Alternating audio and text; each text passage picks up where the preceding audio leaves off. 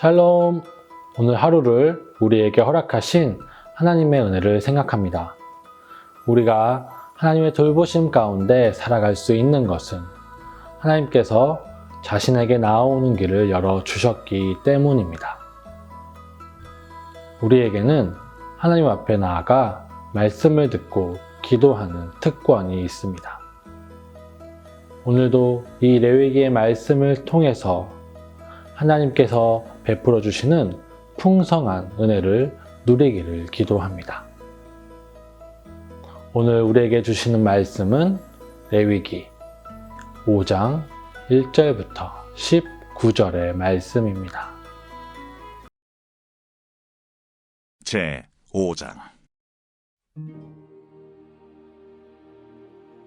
만일 누구든지 저주하는 소리를 듣고서도 증인이 되어 그가 본 것이나 알고 있는 것을 알리지 아니하면 그는 자기의 죄를 져야 할 것이요 그 허물이 그에게로 돌아갈 것이며, 만일 누구든지 부정한 것들 곧 부정한 들짐승의 사체나 부정한 가축의 사체나 부정한 곤충의 사체를 만졌으면 부지중이라고 할지라도 그 몸이 더러워져서 허물이 있을 것이요, 만일 부지 중에 어떤 사람의 부정에 닿았는데 그 사람의 부정이 어떠한 부정이든지 그것을 깨달았을 때에는 허물이 있을 것이요, 만일 누구든지 입술로 맹세하여 악한 일이든지 선한 일이든지 하리라고 함부로 말하면 그 사람이 함부로 말하여 맹세한 것이 무엇이든지 그가 깨닫지 못하다가 그것을 깨닫게 되었을 때는 그 중 하나에 그에게 허물이 있을 것이니, 이 중 하나에 허물이 있을 때에는 아무 일에 잘못하였노라 자복하고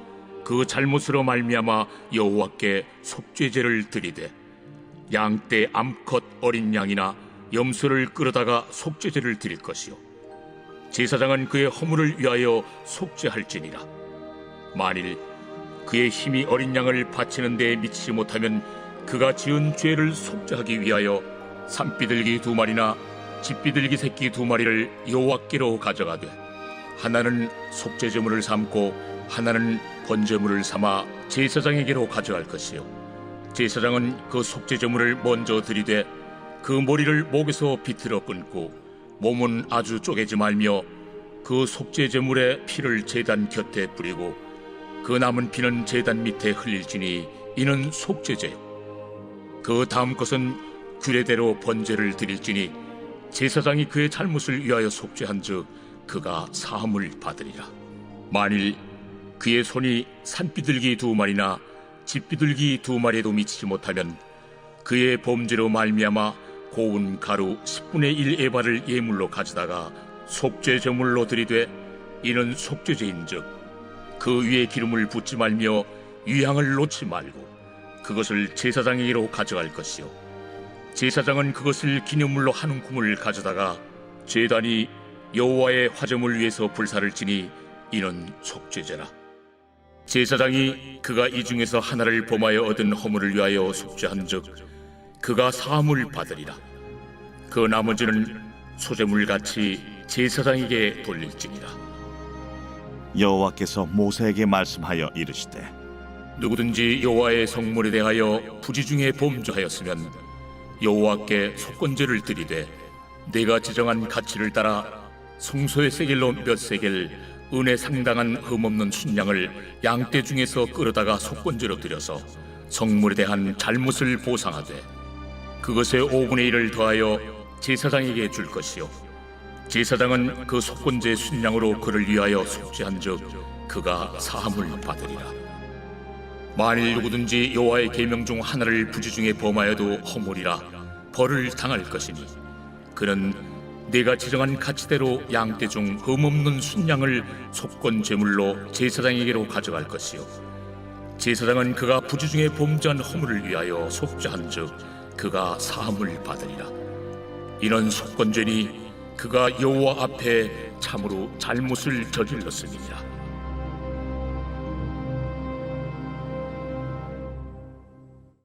우리는 계속해서 제사법에 대해서 살펴보고 있습니다.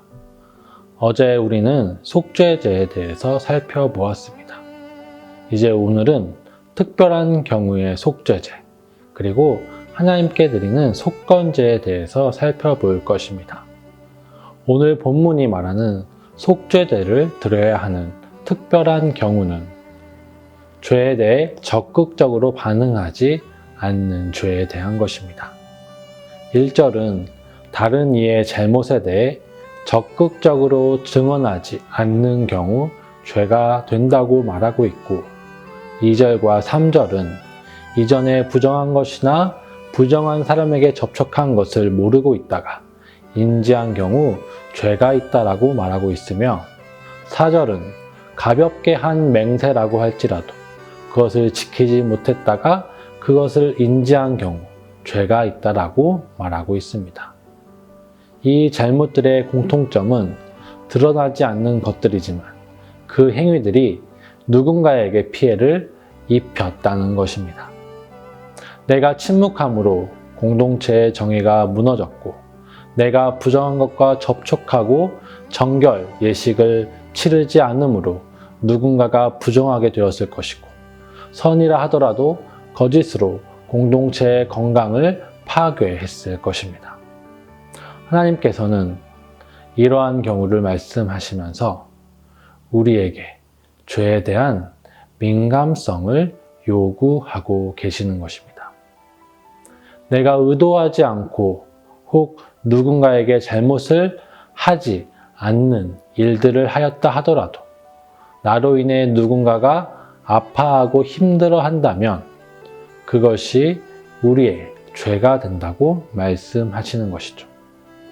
내가 적극적으로 정의를 위해 역할을 하지 않을 때 나의 그 모습은 누군가가 불의를 당하는 사건으로 나타날 수 있습니다. 내가 나를 스스로 바르게 하지 못한다면 누군가에게 나쁜 영향으로 나타날 수 있는 것이죠. 내가 좋은 의도로 어떤 행동을 한다 하더라도 그 행동이 누군가에게 실망과 아픔으로 다가올 수도 있습니다. 그렇기 때문에 우리는 우리의 행동에 대해서, 우리의 죄에 대해서 더욱더 민감해져야 되고, 우리와 함께하는 사람들에 대해서 더 이해하려고 하고 생각하려고 해야 합니다. 또 본문은 속죄제의 제물에 대해서 이야기합니다. 모든 사람이 수소나 순양을 제물로 바쳐야 하는 것이 아니었습니다. 우리는 연약하기에 항상 죄를 짓습니다. 그래서 속죄는 항상 필요합니다. 그렇기 때문에 속죄제는 그 사람의 형편에 따라 드릴 수 있는 것이어야 합니다. 이것은 누구나 하나님 앞에 나올 수 있다는 것을 보여줍니다. 돈이 많은 사람, 권력이 있는 사람뿐 아니라 가난하고 연약한 사람이라 할지라도 자신의 죄를 자백하면 하나님 앞에 나올 수 있다는 것을 본문은 보여주고 있는 것이죠. 죄에 대해서 분명한 책임이 필요합니다. 그러하기에 속죄 제물들이 필요하죠. 하지만 용서에 있어서 차별은 없어야 합니다. 그러하기에 제물은 다양한 모습으로 하나님 앞에 가져올 수 있는 것입니다. 마지막으로 14절부터 6장 7절까지는 속건제에 대해서 말해줍니다. 속건제가 무엇인지 쉽게 이해하기는 힘듭니다. 속죄제, 속건제 모두 죄를 속하는 제사라는 의미입니다. 굳이 의미를 나누자면 속죄제는 정결제사, 속건제는 배상제사라고 부를 수 있습니다. 우리가 죄를 범하면 그 행동 자체에 대한 처벌을 받게 됩니다. 그리고 그 행동이 가져온 결과가 생깁니다. 예를 들어 내가 누군가를 때렸다고 생각해 보겠습니다. 그렇다면 저는 누군가를 함부로 때렸기 때문에 그 때린 것에 대한 폭행죄가 생깁니다. 그래서 저는 그 폭행죄에 대한 처벌을 받아야 하는 것이죠. 그리고 제가 누군가를 때렸을 때 그 때린 행동에 대한 결과가 있습니다. 즉, 누군가는 맞아서 상처를 받게 되는 것이죠. 저는 폭행에 대한 처벌도 받아야 하지만 동시에 그 상처에 대한 보상도 해야 합니다.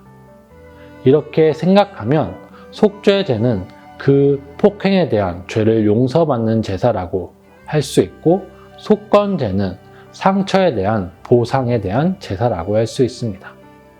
성경은 속죄제와 속건제 동시에 나타납니다. 어떤 잘못된 행위에 대해서 속죄제만 드리는 것이 아니라 동시에 속건제도 드려야 함을 말씀은 보여주고 있습니다. 우리가 읽은 본문 5장 15절에서 18절은 하나님께 대한 배상을 말하고 있고 6장 1절에서 7절은 이웃에 대한 배상에 대해서 말하고 있습니다. 성경은 우리가 하나님의 계명을 어겼을 때 이웃에 대해 손해를 끼친 것에 대해 배상하는 것처럼 하나님께 대해 배상해야 한다라고 말씀합니다. 우리의 죄는 하나님께 심각한 손해를 입힌 것이라는 의미이죠. 이것이 죄에 대한 본질적인 모습을 보여줍니다. 우리의 죄는 그것이 어떤 것이라 할지라도 하나님을 대적하고 하나님을 거역하는 행위입니다. 우리가 하나님과 가까워질수록 죄를 멀리 해야 하는 이유가 바로 여기에 있습니다. 또한 속건제는 진정한 용서가 하나님과 이웃에 대한 분명한 회개와 참회의 증거가 있어야 함을 말씀하고 있습니다. 즉, 용서는 진정으로 죄에서 돌이키는 자에게 주어진다는 것이죠. 이것을 오늘날 우리의 회개에서도 적용해 볼 수 있습니다. 우리는 죄를 지었을 때 회개의 기도를 합니다. 그러나 죄에 대한 진정한 인식 없이 말로만 용서를 구할 때가 있죠. 그리고 용서받았다고 자랑하며 누군가를 아프게 하기도 합니다. 하지만 레위기의 본문은 죄에 대한 분명한 인식과 자신의 잘못에 대한 분명한 책임이 있는 회개가 필요하다는 것을 보여주고 있습니다. 오늘 말씀을 기억하며 살아가는 오늘 우리 하루의 삶이 죄에 대해 민감해지는 삶이 되기를 기도합니다. 그리고 혹 우리가 죄를 지었을 경우 그 죄에 대해 분명한 나의 책임을 인식하며 회개하는 우리의 삶이 되기를 기도합니다. 참된 회개는 우리의 삶을 분명하게 변화시킬 것입니다. 함께 기도하겠습니다. 사랑과 은혜가 풍성하신 하나님 아버지, 하나님의 사랑 때문에 우리가 오늘 하루를 살 수 있고 또 하나님의 말씀을 듣고 기도할 수 있음을 기억합니다. 하나님의 그 은혜를 생각하며 감사하는 우리의 삶이 되게 하여 주시옵소서. 하나님 아버지, 오늘 레위기의 말씀처럼 우리가 죄에 대하여 민감해지기를 원합니다. 정말 우리의 행동 하나하나, 우리의 모습 하나하나를 조심하며 다른 사람에게 덕을 끼치는 삶이 될 수 있도록 도와주시옵소서. 혹 내가 잘못하여 누군가를 아프게 했을 때 하나님께 회개하며 그 사람에게 잘못을 구하는 우리의 삶이 되게 하여 주시고, 진정한 회개의 삶을 통해서 우리의 삶이 더 예수님을 닮아가고 하나님의 뜻에 합당한 삶이 되어갈 수 있도록 우리의 삶을 인도하여 주시옵소서. 우리 구주 예수 그리스도의 이름으로 간절히 기도합니다. 아멘.